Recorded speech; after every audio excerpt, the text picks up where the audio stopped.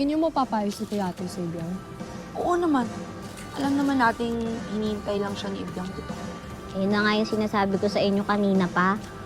Kilala ko yun si Ibyang. Pag napangakuan yun, aasa talaga. Siyempre, bata. Oo, gets naman kita, Ame. Pero hindi rin naman masamang mag-effort, di ba? Ay, oo naman. Next time, galingan mo lang. Ano po? Marunong ka ba mag-magic? Gusto mo pakitaan takti. Sige, bakit mo? Alam niyo, pwede talaga kayo magka-something. Something ano? Ano? So something wrong na yan. Hindi maganda yung tandem nyo nga eh. Oh. Emerson tsaka Ame. Eme. Eme lang sila.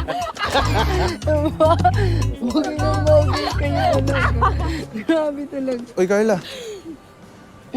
In-invite mo pala si Gavin. Hindi ko yun in-invite. Sinabi ko rin sa kanya na pupunta din tayo dito. Uy, kumusta? Andito rin si Cathy. Alam mo ba yun? May outreach siya dito eh. Astig, di ba? Oh, astig! Hanggang dito din pala siya nag-outreach. Ano, Carla?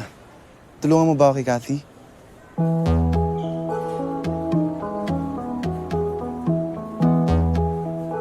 Pauwi na kasi kami. Tsaka, chaperone ako ni Ibiang ngayon. Ganun ba?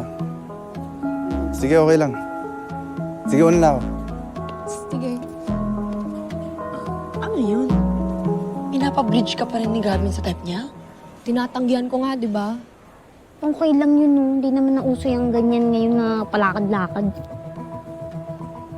Stoy. Yan. Totoo ba yun? Ha? Di talaga. Hindi. Ano, kaibigan mo? Kaibigan lang. Oo, kaibigan mo pala eh. Ano ba yung kaibigan? Tatanggihan mo kung kailan ka kinakailangan.